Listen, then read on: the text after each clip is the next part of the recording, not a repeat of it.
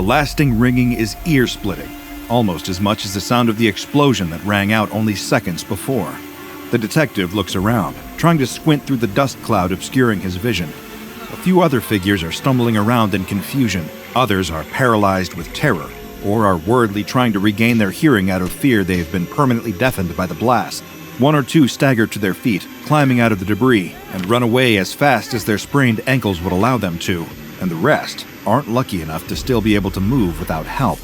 In minutes, the fire and ambulance crews arrive, clearing rubble and helping the injured to safety. The detective sits on a cinder block and waits for everyone else to be tended to first.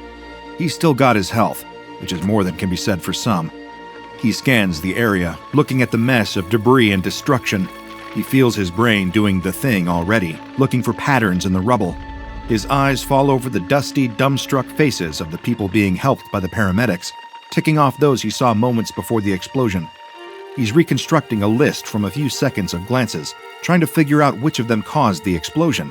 Whichever face was missing from the ones he'd seen when he'd walked into the baristas that morning was probably the one who did this.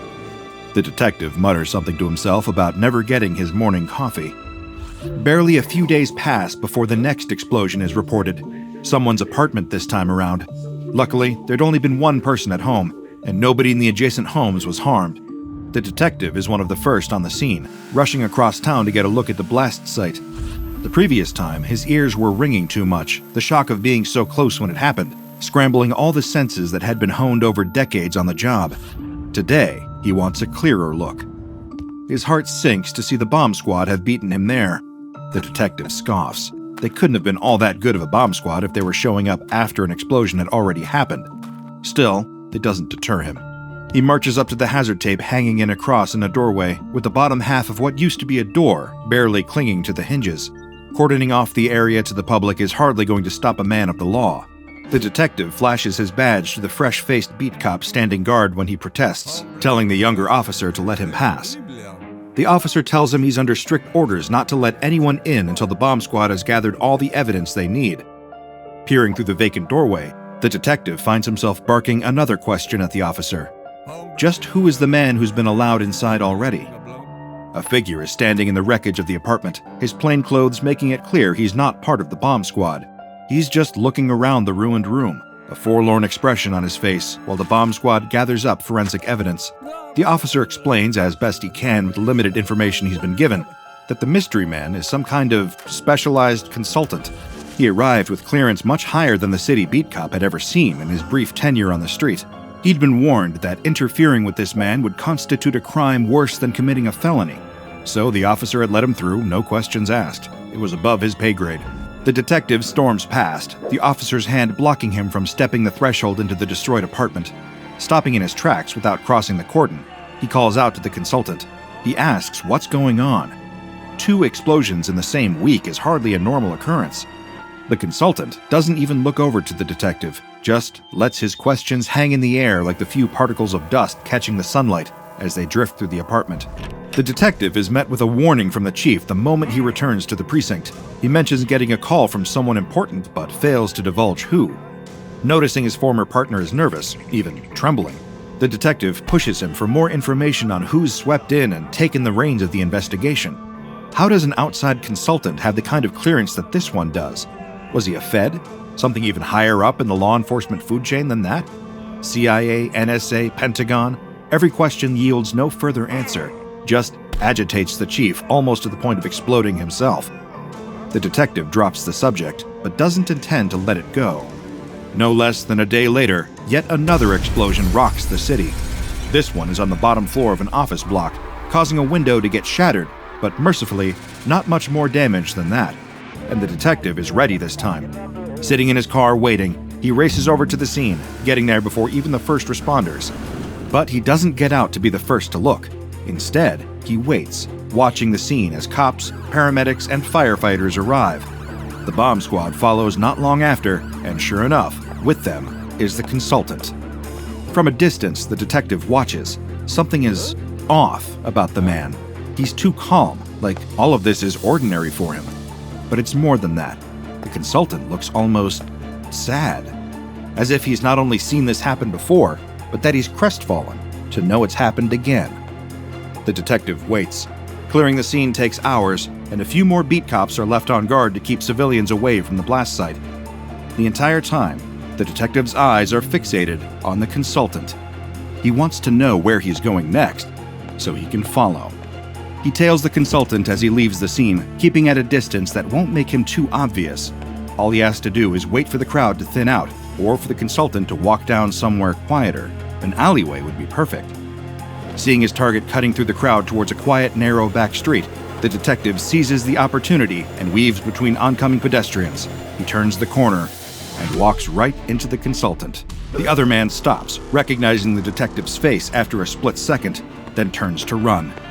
The detective races after him as fast as his legs will take him, fingertips reaching for the consultant's coat. He grabs him and causes the consultant to stumble.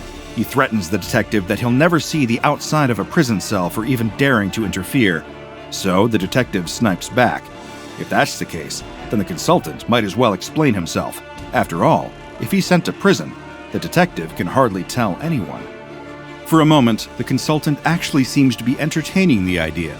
Then he introduces himself under the name Tarrant. When the detective asks him what's been causing all the explosions around the city, Tarrant gives him a straight answer. Hot chocolate. Not many detectives would ever consider hot chocolate to be a cause of death. Maybe if it had been poisoned or was more than scalding hot. But even the world's top forensic analysts would, in all likelihood, laugh at the possibility. But then again, in their line of work, they never have to contend with the anomalous. There are experts for cases like those. SCP-5073 is not, as it turns out, a highly poisonous substance or an existential glitch caused by some mad reality warper. It is, however, hot chocolate. As far as anyone can tell, there's absolutely nothing differentiating it from an otherwise ordinary cocoa powder-based drink, other than the effect it has on people. Nothing differentiating SCP-5073 from normal hot chocolate actually couldn't be more accurate, as even the packaging containing this extremely hot drink seems to resemble that of legitimate brands. The packets that the anomalous powdered hot chocolate mixture is found in seem to have been almost intentionally circulated among popular brands, possibly in an effort to fatally trick consumers. Some packets have even been found sold within boxes containing other packets from legitimate hot chocolate brands. Normally, one packet will be sold alongside those that are otherwise safe for human consumption. Foundation efforts to trace this back along the distribution chain are still ongoing. There are still numerous agents who are currently embedded within various companies responsible for the manufacture of hot chocolate powders and the shipping of these products to retail outlets. At present, shipments containing SCP-5073 have only been uncovered in the Western Hemisphere, in a distribution pattern of one packet of SCP-5073 per 1 million units of normal hot chocolate mix manufactured. The powder itself bears no obvious difference to look at either, although it can be slightly stickier and often generate a slightly warm sensation. These minor differences, however, has seemingly been able to remain undetected to those who have unknowingly consumed SCP-5073. After all, you have to be some kind of maniac to touch your hot chocolate powder with your hands. Use a spoon, you heathen. The powder within SCP-5073 is, as far as anyone can tell just by looking at it, identical to the cocoa powder in other chocolate beverages. However, when examined far closer on a microscopic level, there are a few irregularities that the average consumer might not notice, but a researcher of the SCP Foundation might. In particular, the granules of SCP-5073 are surprisingly durable, implying that they may not actually be cocoa, but some other substance that has yet to be identified. And yet again, they seem to also generate a low level of warmth. SCP-5073 powder doesn't react the same way that other cocoa-based powders do when added to liquids. While usually, hot chocolate is designed to dissolve in milk, or water if you still haven't learned your lesson from before, SCP-5073 does not. Instead of the granules breaking up in the way you'd expect, they instead remain together. They will stay suspended below the surface of the milk, keeping the undissolved anomalous powder hidden from view. While submerged, SCP-5073 will then exude a liquid that seems to resemble chocolate in smell, taste, and color, flavoring the milk and changing it from white to brown. This leaves a beverage containing SCP-5073 completely identical to a typical cup of hot chocolate, even down to tasting indistinguishable from the real thing. Those who consume SCP-5073 do not suffer instantaneous death the second they take a sip. In fact, those who do drink a nice warm of the anomalous chocolatey drink often enjoy, perhaps even a little too much. Individuals who have drunk SCP-5073 have been recorded as finding it to be unusually appealing, and often all describe it in an uncannily similar way. Choices of adjectives seem to always revolve around phrases such as the drink having an explosive burst of sweetness, an explosion of taste, or similarly worded variations on this sentiment. This is also always considered a positive factor too, and those who consumed SCP-5073 will never describe the flavor of the anomalous beverage as being too overwhelming or overpowering, regardless of whether or not they typically enjoy hot chocolate. They also express another unusual side effect, and that is the sudden compulsive need to drink more of SCP-5073 after their initial tasting. Analysis by Foundation researchers has indicated that there are no inherent addictive properties to the powder, but this doesn't deter those who have consumed it to drink enough of it to use up an entire packet of the powder, even if the amount within is enough to mix into several cups worth. Then there are the more fatal side effects. Normally occurring within a window of 2 to 3 hours after consumption, a person who has drank SCP-5073 will inevitably explode. No, this isn't a euphemism or any attempt at hyperbole. They will, very literally, detonate. This isn't just hot chocolate. It's explosively hot chocolate. As far as Foundation experts have been able to determine during testing, this explosion occurs within the digestive system of an affected subject. The cocoa granules that remain intact when a person drinks the SCP-5073 infused hot chocolate will suspend themselves inside the subject. These granules will remain at a concentration above the LEL for cocoa dust, short for the lower explosive limit, the lowest possible concentration of a gas or vapor to explode if ignited. This leaves a person in an understandably volatile state, of course. Any introduction of heat or open flame could ignite the cocoa dust and trigger an explosion. Surely, though, this isn't too much of an issue unless someone happens to be a professional circus fire eater and are about to perform their highly flammable act after a warm mug of SCP-5073. Or rather, it wouldn't be too much of an issue if there was any way to prevent the granules from igniting on their own. Staying above their LEL concentration, the SCP-5073 particles will rub together while inside a subject's stomach. These granules are able to generate sufficient intense friction between them enough to ignite. Once this occurs, a dust explosion will erupt from within the unfortunate subject with enough force to blow their body apart. The result is often messy. Given the sheer magnitude of the explosion caused by SCP-5073, detonation can also pose a potential danger to any nearby buildings or other infrastructure, as well as threaten the safety of bystanders surrounding the affected subject. So, best to stand at a safe distance. Upon examination of the aftermaths of these explosions, SCP Foundation forensic teams have determined that the sweet liquid produced by adding SCP-5073 to milk is left behind among the remains of the deceased subject, given that detonation typically occurs before full digestion is possible. And, well, you try digesting something after your stomach and the rest of your body has blown up. However, it seems that after someone who had consumed SCP-5073 has expired in an explosive fashion, any of the remaining powder will disappear through anomalous means, as well as the packet it was contained in. In addition, and perhaps most unsettlingly, a considerable amount of the subject's body mass normally is missing from their remains, more than would typically be missing after a dust explosion.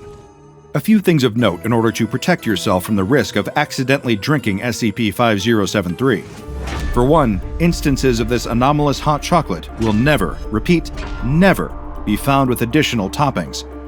That means anything with marshmallows, whipped cream, either chocolate or rainbow sprinkles, graham crackers, or a combination of all the above if you're really decadent, are considered safe and advisable to drink.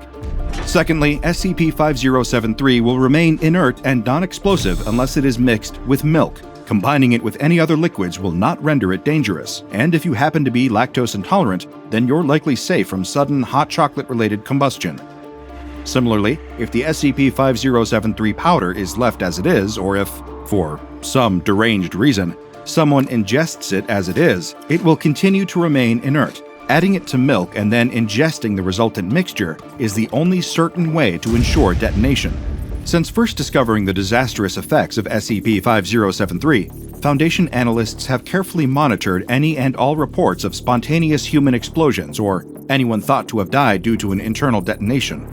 The Foundation will then dispatch agents to conduct covert investigations in order to determine whether or not these deaths have any connection to the consumption of SCP-5073.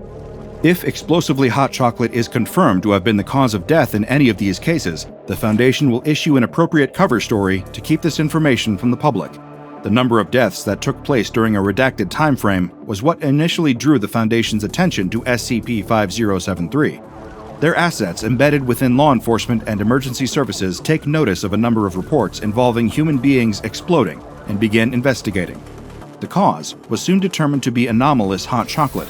However, within a week, the deaths associated with SCP-5073 appeared to stop.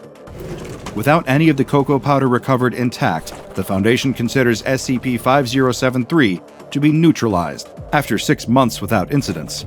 But researcher Tarrant isn't convinced. In an informal research log, Tarrant expresses his overwhelming concern that this situation isn't over.